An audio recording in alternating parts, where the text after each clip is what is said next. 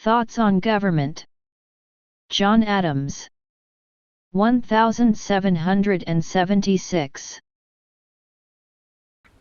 My dear Sir, if I was equal to the task of forming a plan for the government of a colony, I should be flattered with your request, and very happy to comply with it, because, as the divine science of politics is the science of social happiness, and the blessings of society depend entirely on the constitutions of government, which are generally institutions that last for many generations, there can be no employment more agreeable to a benevolent mind than a research after the best. Pope flattered tyrants too much when he said, "For forms of government let fools contest, that which is best administered is best." Nothing can be more fallacious than this. But poets read history to collect flowers, not fruits, they attend to fanciful images, not the effects of social institutions. Nothing is more certain, from the history of nations and nature of man, than that some forms of government are better fitted for being well administered than others. We ought to consider what is the end of government, before we determine which is the best form. Upon this point all speculative politicians will agree, that the happiness of society is the end of government, as all divines and moral philosophers will agree that the happiness of the individual is the end of man. From this principle it will follow, that the form of government which communicates ease, comfort, security, or, in one word, happiness, to the greatest number of persons, and in the greatest degree, is the best. All sober inquirers after truth, ancient and modern, pagan and Christian, have declared that the happiness of man, as well as his dignity, consists in virtue. Confucius, Zoroaster, Socrates, Mahomet, not to mention authorities really sacred, have agreed in this. If there is a form of government, then, whose principle and foundation is virtue, will not every sober man acknowledge it better calculated to promote the general happiness than any other form? Fear is the foundation of most governments, but it is so sordid and brutal a passion, and renders men in whose breasts it predominates so stupid and miserable, that Americans will not be likely to approve of any political institution which is founded on it. Honor is truly sacred, but holds a lower rank in the scale of moral excellence than virtue. Indeed, the former is but a part of the latter, and consequently has not equal pretensions to support a frame of government productive of human happiness. The foundation of every government is some principle or passion in the minds of the people. The noblest principles and most generous affections in our nature, then, have the fairest chance to support the noblest and most generous models of government. As good government is an empire of laws, how shall your laws be made? In a large society, inhabiting an extensive country, it is impossible that the whole should assemble to make laws. The first necessary step, then, is to depute power from the many to a few of the most wise and good. But by what rules shall you choose your representatives? At present, it will be safest to proceed in all established modes, to which the people have been familiarized by habit. A representation of the people in one assembly being obtained, a question arises, whether all the powers of government, legislative, executive, and judicial, shall be left in this body? I think a people cannot be long free, nor ever happy, whose government is in one assembly.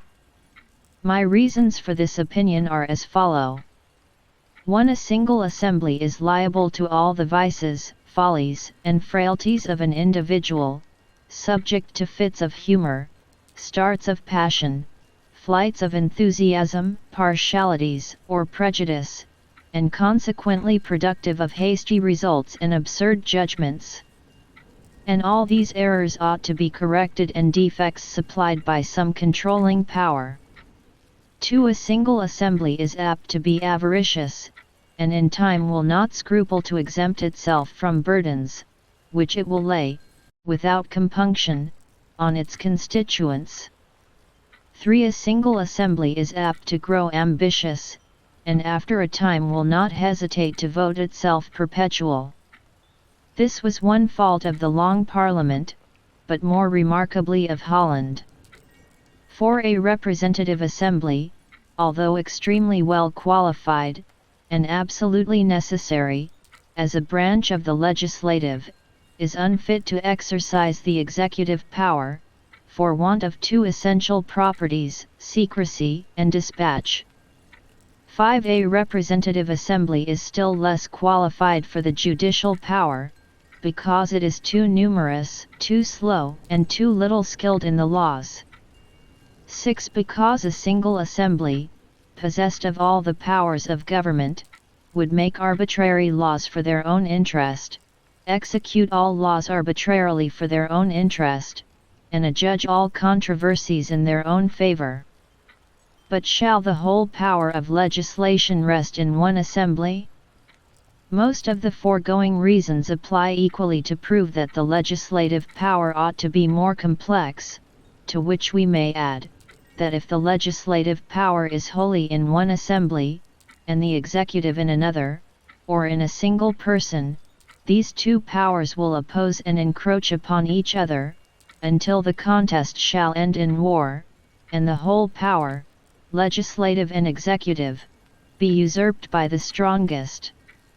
The judicial power, in such case, could not mediate, or hold the balance between the two contending powers, because the legislative would undermine it.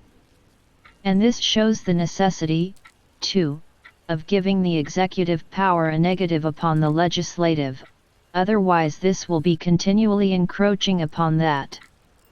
In the present exigency of American affairs, when, by an act of Parliament, we are put out of the royal protection, and consequently discharged from our allegiance, and it has become necessary to assume government for our immediate security, the governor, lieutenant governor, secretary, treasurer, commissary, attorney general, should be chosen by joint ballot of both houses. And these and all other elections, especially of representatives and councillors, should be annual, there not being in the whole circle of the sciences a maxim more infallible than this: where annual elections end, there slavery begins. These great men, in this respect, should be, once a year. Like bubbles on the sea of matter born, they rise, they break, and to that sea return. This will teach them the great political virtues of humility, patience, and moderation, without which every man in power becomes a ravenous beast of prey. A militia law, requiring all men, or with very few exceptions besides cases of conscience, to be provided with arms and ammunition, to be trained at certain seasons, and requiring counties, towns, or other small districts, to be provided with public stocks of ammunition and entrenching utensils, and with some settled plans for transporting provisions after the militia, when marched to defend their country against sudden invasions, and requiring certain districts to be provided with field pieces. Companies of matrosses, and perhaps some regiments of light horse, is always a wise institution, and, in the present circumstances of our country, indispensable. The very mention of sumptuary laws will excite a smile. Whether our countrymen have wisdom and virtue enough to submit to them, I know not, but the happiness of the people might be greatly promoted by them, and a revenue saved sufficient to carry on this war forever. Frugality is a great revenue, besides curing us of vanities, levities, and fopperies, which are real antidotes to all great, manly, and warlike virtues.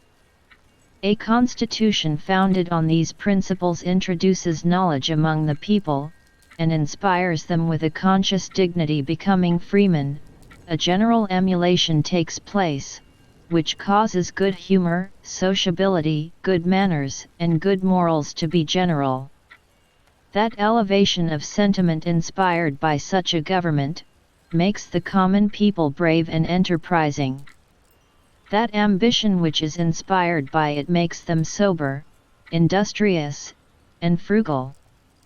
You will find among them some elegance, perhaps, but more solidity, a little pleasure, but a great deal of business, some politeness, but more civility.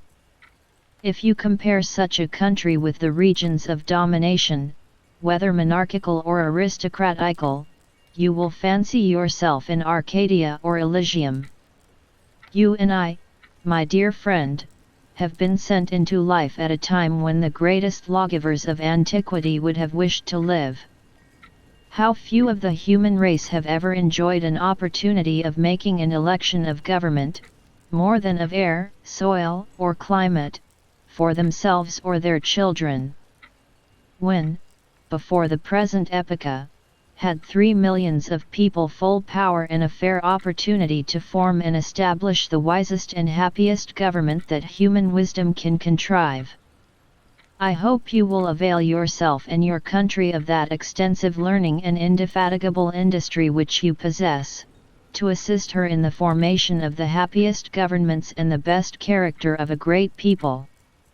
For myself, I must beg you to keep my name out of sight, for this feeble attempt, if it should be known to be mine, would oblige me to apply to myself those lines of the immortal John Milton, in one of his sonnets.